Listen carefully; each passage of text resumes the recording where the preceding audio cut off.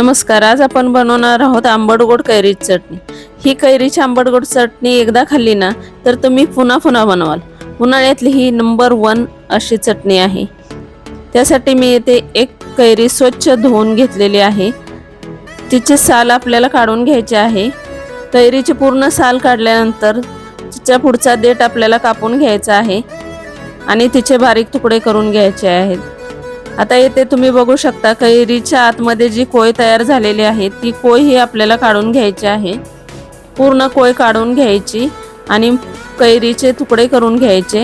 हे तुकडे आपल्याला मिक्सर मध्ये बारीक करून घ्यायचे आहेत। इथे तुम्ही बघू शकता यातील सर्व कोय मी काढून टाकलेले आहे आणि बारीक तुकडे करून घेतलेले आहेत।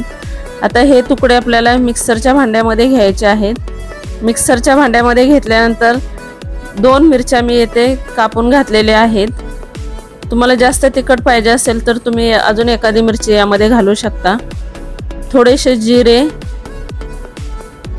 घातल्यानंतर आपल्याला लसूण घालायचा आहे आणि थोडीशी कोथिंबीर घालायची आहे।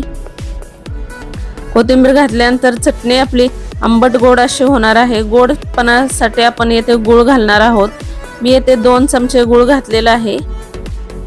यामुळे आपल्या चटणीला एकदम मस्त अशी गोड टेस्ट येणार आहे। हे सर्व आपल्याला मिक्सर मध्ये बारीक वाटून घ्यायचे। इथे पाणी घालायची अजिबात गरज लागत नाही। तुम्ही पाहू शकता आत्ताच माझ्या तोंडाला पाणी सुटलेलं आहे। आता एका कढईमध्ये तेल गरम करून घ्यायचं। 2 ते 3 चमचे तेल गरम झाल्यानंतर 1 चमचा मोहरी टाकायची, 1 चमचा जिरे घालायचे। मोहरी आणि जिरे तडतडल्यानंतर यामध्ये कढीपत्ता घालायचा आहे। कढीपत्ता तडतडल्यानंतर आता 1 चमचा सफेद तीळ घातलेले आहेत मी। हे चांगले फुलल्यानंतर थोडीशी बारीक चिरलेली कोथिंबीर मी घातलेली आहे। याच्यामुळे चांगला स्वाद येतो। आपल्या चटणीला चांगला स्वाद येणार आहे। आताच येथे तुम्ही पाहू शकता मस्त असं झालेलं आहे। आता 1 चमचा मी येथे लाल तिखट घातलेला आहे। तुम्ही तुमच्या आवडीनुसार तिखट घाला कारण आपण ऑलरेडी 2 ते 3 मिरच्या घातलेल्या आहेत। आता इथे पूर्ण वाटण मी यामध्ये घातलेलं आहे। बघा मस्त अशी आपली चटणी तयार झालेली आहे। तुम्ही पाहू शकता खूप छान रंग पण आलेला आहे। आंबट गोड आणि तिखट अशी ही चटणी आपली तयार झालेली आहे। इथे आता आपल्याला हे 2 ते 3 मिनिट चांगलं शिजवून घ्यायचे। आता याच्यामध्ये थोडा गरम मसाला, धने पावडर आणि जिरे पावडर आपल्याला घालायचे आहे। ही रेसिपी जर तुम्हाला आवडली तर तुम्ही नक्की चॅनलला लाईक करा, सबस्क्राइब करा आणि कमेंट मध्ये सांगा की तुम्ही कशा प्रकारे कैरीची चटणी बनवता। मी ही एकदा ट्राय करेन त्याप्रमाणे, तर तुम्ही मला कमेंट मध्ये नक्की सांगा।